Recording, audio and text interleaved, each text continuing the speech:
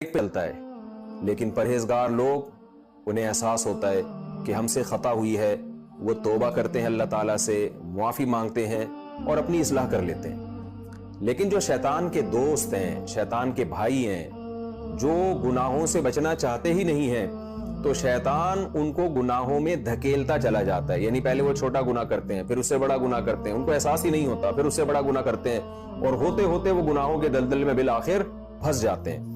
پھر وہ کوتاہی نہیں کرتے، یعنی گناہ میں کمی نہیں کرتے، بلکہ ہر آنے والا دن ان کا پہلے سے بدتر ہوتا ہے۔ تو یہ بہت بڑی تنبیہ ہے، اس سے انسان کو احساس ہونا چاہیے کہ مجھے گناہ کر کے کیا ندامت ہوتی ہے، اور مجھے توبہ کی توفیق ملتی ہے تو بھی غنیمت ہے۔ لیکن اگر توبہ کی توفیق نہیں مل رہی اور ہر آنے والا دن پہلے سے آپ کا بدتر ہوتا چلا جا رہا ہے، تو اس کا مطلب قرآن کی نظر میں آپ شیطان کے بھائی ہیں، شیطان کے دوست ہیں۔